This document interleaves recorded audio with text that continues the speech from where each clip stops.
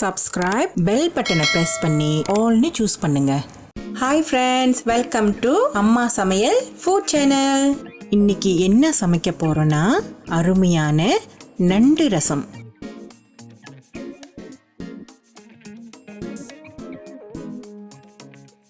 இந்த ரெசிபிக்கு தேவையான பொருட்கள் கீழே டிஸ்கிரிப்ஷன் பாக்ஸில் இருக்கு.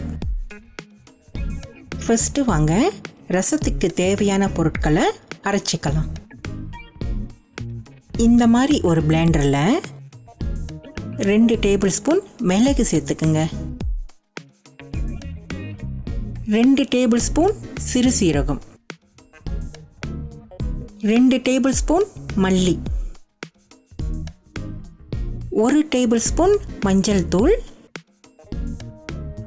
இப்போ வாங்க இதோட வெட்டி வச்ச பொருட்களையும் சேர்த்துக்கலாம்.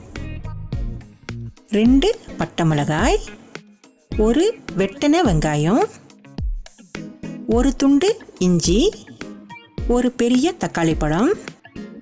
இங்கே பார்த்தீங்கன்னா ஒரு முழு பூண்டை தோல் உரிச்சிருக்கேன், இன்னொரு முழு பூண்டை தோலோடு சேர்த்துக்குங்க, கொஞ்சமாக கருவேப்பிலை. அடுத்தது வாங்க இதில் நம்ம நண்டை சேர்த்துக்கலாம். இங்கே நான் கொஞ்சம் நண்டு சுத்தம் பண்ணி எடுத்து வச்சுருக்கேன். நண்டோட இந்த மாதிரி சின்ன சின்ன கால் இருக்கு இல்லையா, இதையும் இந்த பிளெண்டரில் சேர்த்து போட்டு அரைச்சா நண்டு ரசம் செம்மையாக இருக்கும். 1 கப் அளவுக்கு தண்ணியும் சேர்த்துக்குங்க. இப்போ இதை எல்லாத்தையும் சேர்த்து நல்லா அரைக்க ஆரம்பிக்கலாம். இதை பார்த்தீங்கன்னா ரொம்ப நேவாக அரைக்கக்கூடாது, இந்த மாதிரி பல்ஸ் பண்ணி கொர கொரன்னு அரைச்சிக்கணும். இங்கே பாருங்க, ஏறக்குறைய இந்த பதத்திற்கு அரைச்சிக்குங்க.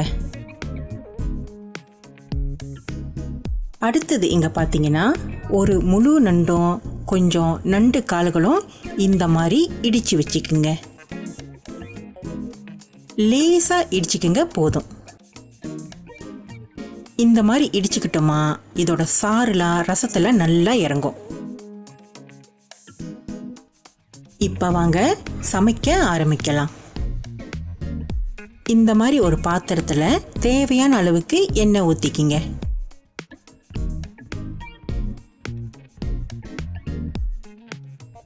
ரெண்டு டீஸ்பூன் கடுகு தாளிப்பு,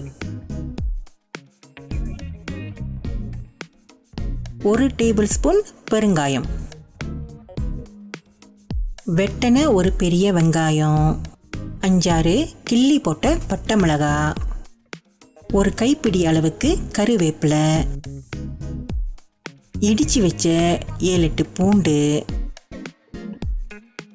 இப்போ இது எல்லாத்தையும் சேர்த்து நல்லா வதக்கி விடுங்க.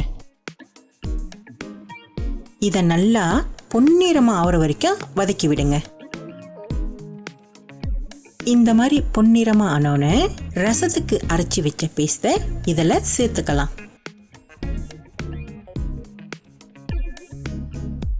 எல்லாத்தையும் சேர்த்து நல்லா கிண்டி விடுங்க. இடிச்சு வச்ச நண்டு இருக்கு இல்லையா, அதையும் இதில் சேர்த்துக்குங்க. இந்த ரசத்தில் நீங்கள் இன்னும் ஒரு 4-5 நண்டு சேர்த்து போட்டால் கூட ரொம்ப ரொம்ப ருசியாக இருக்கும். இதுக்கப்புறம் இதை நல்லா கொதிக்க விடுங்க. இந்த மாதிரி நல்லா கொதிக்க ஆரம்பித்தோன்னே வாங்க தண்ணி சேர்த்துக்கலாம். இன்னைக்கு பார்த்தீங்கன்னா இந்த நண்டு ரசத்தை நான் கொஞ்சம் தண்ணியாக தான் வைக்க போகிறேன். அப்படி உங்களுக்கு கெட்டியாக வேணும்னா அதுக்கு தகுந்த மாதிரி நீங்கள் தண்ணி சேர்த்துக்குங்க. நான் இங்கே ஒரு எலுமிச்சம்பழம் அளவுக்கு புளியை கரைச்சி சேர்த்துக்கிறேன்.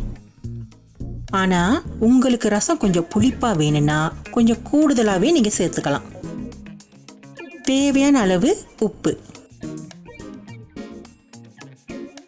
எல்லாத்தையும் சேர்த்து நல்லா கிண்டி விட்டுட்டு ஒரு தக்காளி பழத்தை சேர்த்துக்குங்க. இதுக்கப்புறம் இதை நல்லா கொதிக்க விடுங்க. இந்த ரசத்தில் நண்டு கால்கள்லாம் அரைச்சி சேர்த்துருக்கிறதுனால இந்த நண்டு சாறுலாம் இந்த ரசத்தில் இறங்கி நல்ல ஒரு ருசி கொடுக்கும். இந்த ரசத்தை ஒரு 7 நிமிஷம் நல்லா கொதிக்க விடுங்க.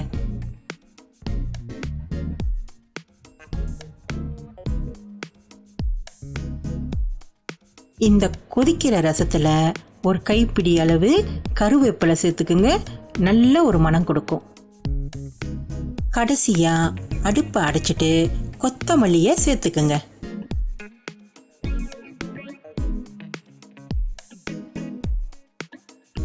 சுவையான நண்டு ரசம் ரெடி ஆயிருச்சு. பொதுவா இந்த நண்டு ரசத்தை ஜலதோஷம் இல்ல காய்ச்சல் டைம்ல இல்ல உடம்பு உங்களுக்கு சரியில்லாத டைம்ல வச்சு குடிச்சிங்கன்னா உடம்புக்கு ரொம்ப ரொம்ப நல்லது. நம்ம உடம்பும் நல்ல தெம்பா இருக்கும். சுடுசோறுல தலன்னு இந்த நண்டு ரசத்தை ஊற்றி ஒரு சுட்ட கரோட வச்சு சாப்பிட்டீங்கன்னா அப்படிதான் இருக்கும். நீங்களும் இந்த அருமையான ரெசிபியை ட்ரை பண்ணி பாருங்க. லைக், ஷேர், சப்ஸ்கிரைப், பெல் பட்டனை ப்ரெஸ் பண்ணுங்க. எங்க சேனலை சப்போர்ட் பண்ற எல்லா மக்களுக்கும் ரொம்ப ரொம்ப நன்றி. கமெண்ட் பண்ண மறந்துடாதீங்க. அடுத்த வீடியோவில் பார்க்கலாம். பாய்.